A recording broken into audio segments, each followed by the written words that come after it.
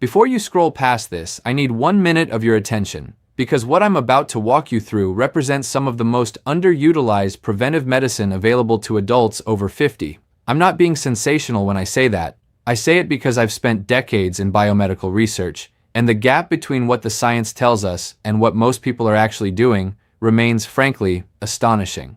My name is Dr. Yun Yu. I'm a surgeon, physician, and researcher, and for the past 32 years, I've studied the biological mechanisms behind chronic disease, including cancer, at the cellular level. And what the evidence keeps pointing to, confirmed by a major long-term analysis from Harvard's T.H. Chan School of Public Health that tracked more than 116,000 people across nearly 3 decades, is this.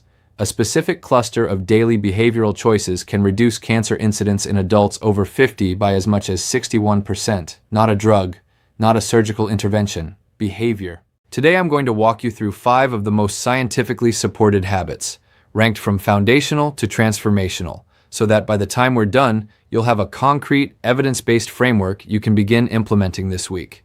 Stay through to number 1, because that single habit may be the most consequential and least discussed in mainstream prevention conversations. The sequence here is also deliberate. Each habit amplifies the one before it. One thing before we begin. Leave a comment telling me your age and whether any physician has ever sat down with you to discuss cancer prevention. Not screening, but actual prevention. I read your responses personally, and they guide everything I create for this channel. Let's begin. Number 5 sounds too elementary to matter. That's exactly why most people dismiss it, and why it costs them.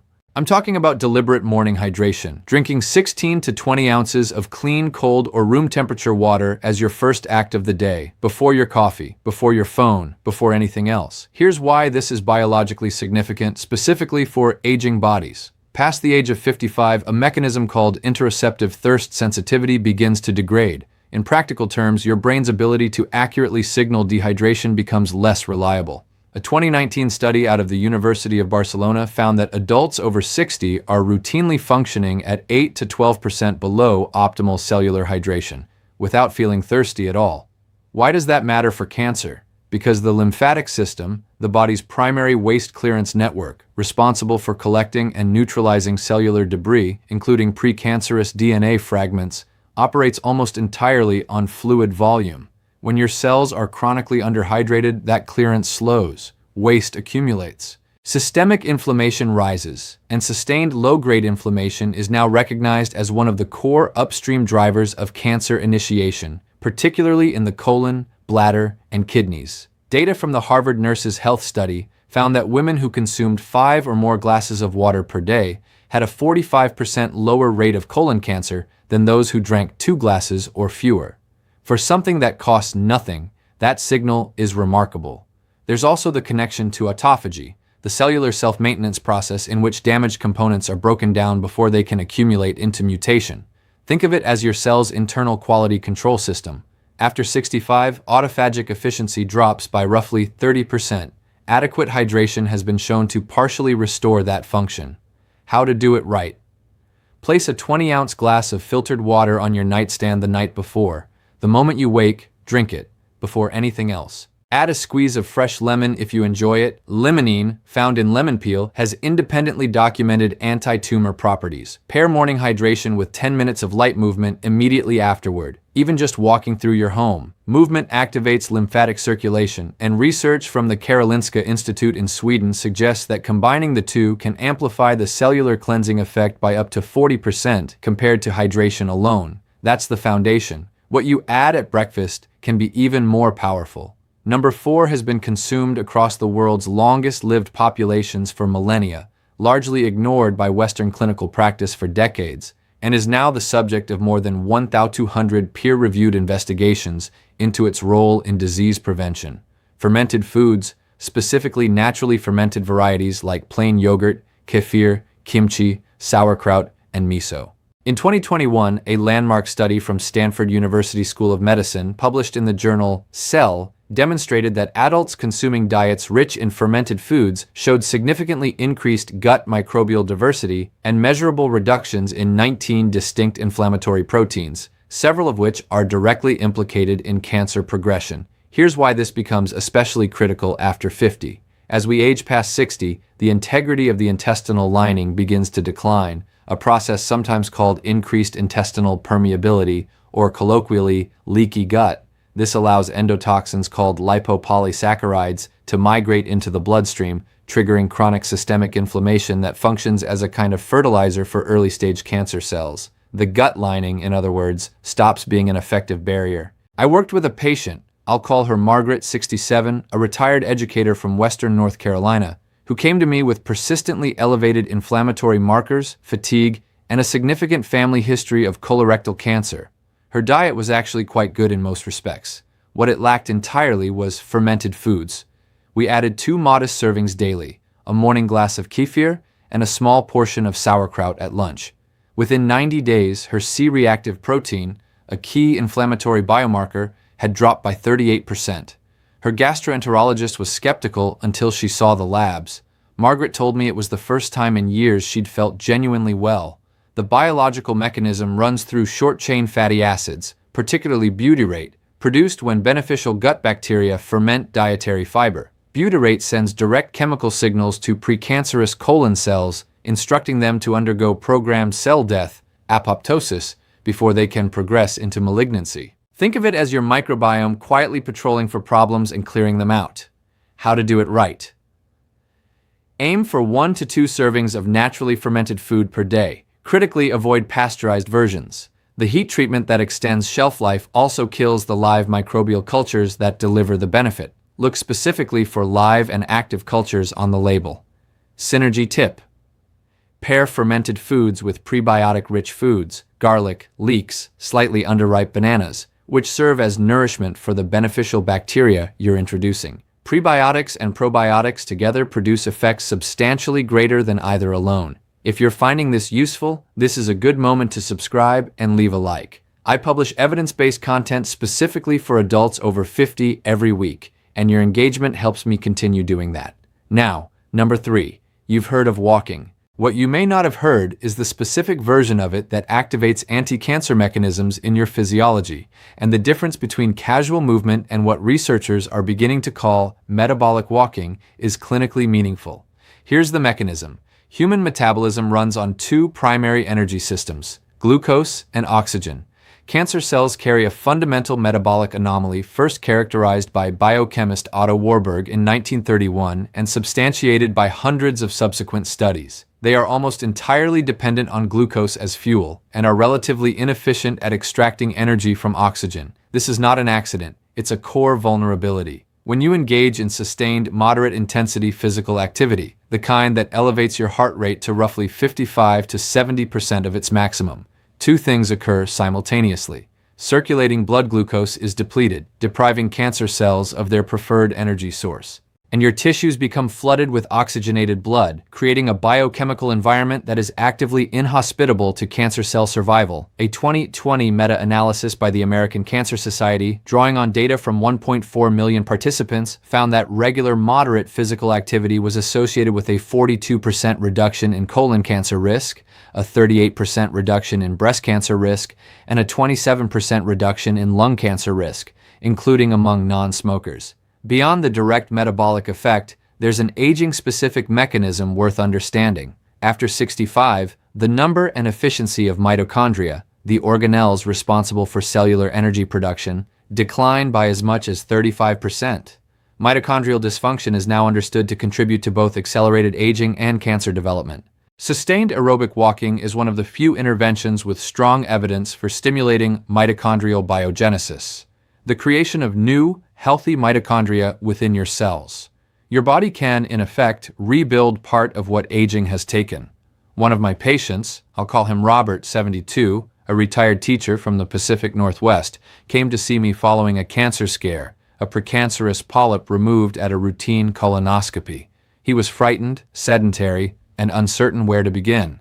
We started him on a structured morning walk protocol, 35 minutes, 5 mornings per week, at a pace brisk enough to elevate breathing but still permit conversation. Paired with dietary modifications, he returned 2 years later for a follow-up colonoscopy. Nothing. Clean. His oncologist noted exceptional improvements in his inflammatory profile. Robert told me that walking had begun to feel like medication. He was right about that. 30 to 45 minutes of continuous walking at a pace that makes singing difficult but conversation possible. 5 or more days per week. Ideally done in a fasted state before your first full meal, because fasted movement amplifies the glucose-depleting effect considerably. Synergy tip. Combine your morning walk with your morning hydration from habit 5, and where possible, walk in natural morning light. Early sunlight exposure calibrates your circadian rhythm, which directly governs the activity of your immune surveillance system, the mechanism your body uses to detect and eliminate abnormal cells. Number 2 is where the science becomes genuinely striking. Number 2 involves a specific bioactive compound, or more precisely, a family of compounds, found in one category of vegetables.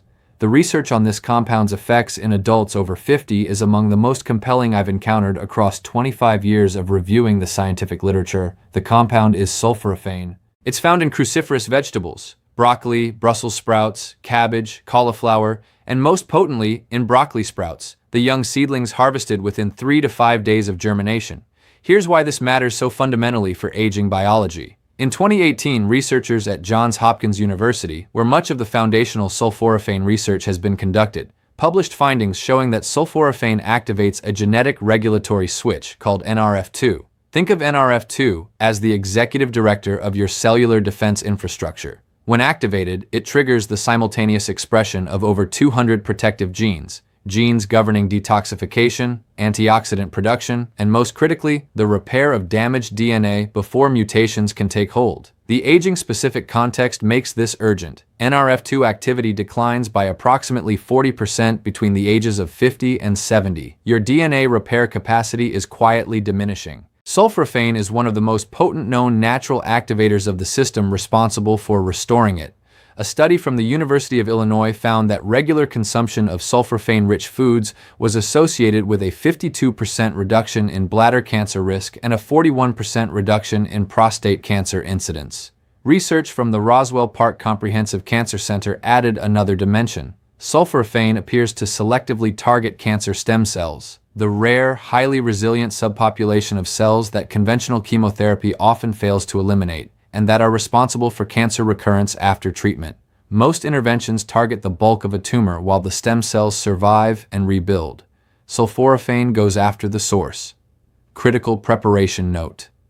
Sulforaphane is not present in broccoli in its active form. It's generated through a chemical reaction triggered when you chew or cut the vegetable, activating an enzyme called myrosinase. The problem: heat destroys myrosinase. Fully cooked broccoli delivers very little active sulforaphane. The correct method is to chop or lightly crush your broccoli, then let it rest for 40 minutes before eating or applying heat. This allows the myrosinase reaction to complete before the enzyme is exposed to temperature. Then steam for no more than 3 to 4 minutes. Raw broccoli sprouts require no preparation and deliver up to 50 times more sulforaphane per gram than mature broccoli. Synergy tip. If you prefer cooked cruciferous vegetables, add a small amount of raw mustard seed powder or raw radish alongside them. Both are naturally rich in active myrosinase, and research from the Institute of Food Research in Norwich found that adding them to cooked cruciferous vegetables can restore sulforaphane bioavailability by as much as 4-fold. That's number 2. But what comes next? Number 1 is what the research has consistently pointed toward as the single most powerful, modifiable factor in cancer risk for adults over 50. Most prevention conversations never reach it. This one will. Number 1 is sleep. Not sleep in the general sense, but what researchers are now calling oncological sleep architecture, the specific structural quality and timing of sleep that activates your body's most formidable internal anti-cancer system. And the data on what happens when this system is chronically disrupted is, to put it plainly, alarming. Here is the mechanism. During deep, slow-wave sleep, stages 3 and 4, the brain activates the lymphatic system, a waste clearance network first formally described by researchers at the University of Rochester in 2013. The lymphatic system uses cerebrospinal fluid to flush toxic proteins and cellular debris from neural tissue. Think of it as a high-pressure cleaning cycle that only runs when the factory is shut down for the night. But the cancer prevention connection goes considerably deeper. During those same deep sleep phases, your body produces its highest concentrations of melatonin, not merely a sleep signal. Melatonin is one of the most potent endogenous antioxidants identified to date. A comprehensive review published in the journal Cancer Research in 2021 found that melatonin directly inhibits tumor angiogenesis, the process by which growing tumors recruit new blood vessels to sustain themselves. It also stimulates natural killer cell activity, the frontline immune cells whose specific function is to identify and destroy abnormal or cancerous cells before they establish themselves. Here is the devastating aging statistic. Melatonin production falls by as much as 70% between the ages of 40 and 70. In most adults past 65, nighttime melatonin output is negligible. Your most powerful internal anti-cancer defense mechanism is running at a fraction of its designed capacity. The evidence is stark. A 2019 classification from the International Agency for Research on Cancer designated chronic night shift work, which persistently disrupts sleep architecture, as a probable human carcinogen, not a risk factor, a carcinogen, categorized alongside certain pesticides and industrial chemicals. One of my patients, I'll call her Eleanor, 71, a retired nurse from Arizona, came to me sleeping 5 to 6 fragmented hours each night. Her immune panel revealed severely suppressed natural killer cell activity. Together, we developed what I call a sleep recalibration protocol, a consistent 10 p.m. bedtime, complete environmental darkness, room temperature between 65 and 67 degrees Fahrenheit, all screens off 90 minutes before bed, and a small amount of tart cherry juice at 8 p.m. for its natural melatonin precursors. Within 6 weeks, she was sleeping 7.5 hours consistently. At her 3-month follow-up, her natural killer cell count had increased by 47%. Her oncology team had no ready explanation. She told me she hadn't slept that deeply since her early 40s. The population-level data aligns with this. Adults over 60 who consistently sleep 7 to 8.5 hours in properly dark, cool environments show cancer mortality rates up to 48% lower than those sleeping under 6 hours, according to a 20-year cohort study from the University of California, San Diego. This is not a minor variable in the equation. It may be the master switch. How to do it right. Set a fixed bedtime and wake time, including weekends. Your circadian clock does not observe days off. Eliminate all light from your sleeping environment. Even low-level ambient light measurably suppresses melatonin production. Cool your room to between 65 and 68 degrees Fahrenheit. Avoid eating within 3 hours of sleep. Digestion competes directly with the cellular repair processes that require your body's full resources during deep sleep. Synergy tip. Combine sleep optimization with morning sunlight exposure from Habit 3. Natural light in the early hours anchors your circadian rhythm and directly amplifies your body's melatonin output later that evening. These two habits, operating together, create the biological conditions under which cancer finds it most difficult to establish and sustain itself. All of the studies referenced in this video are linked in the description. I encourage you to review them, bring them to your physician, and ask the questions that a 12-minute appointment often doesn't leave room for. Here's what I want to leave you with. Prevention is not age-limited. The science does not have a cutoff date. Whether you are 55 or 80, whether you've faced a cancer diagnosis or have simply begun thinking about what's ahead, your biology retains a genuine capacity to defend, repair, and regenerate when you provide it with what it needs. These 5 practices, morning hydration, fermented foods, metabolic walking, sulforaphane-rich vegetables, and restorative sleep, are not exotic protocols. They are the conditions under which human biology was designed to function. They cost almost nothing. They require no prescription. And every morning, without exception, you have the opportunity to begin again. Don't let anyone tell you it's too late. The research disagrees, and so do I. If this was valuable to you, please share it with someone you care about. Every week, I go this deep into the science of aging well, and your support makes that work possible. I want to hear from you now. Which of these 5 habits are you starting with first? And what has historically been your greatest obstacle to consistent sleep? Leave your answer in the comments below.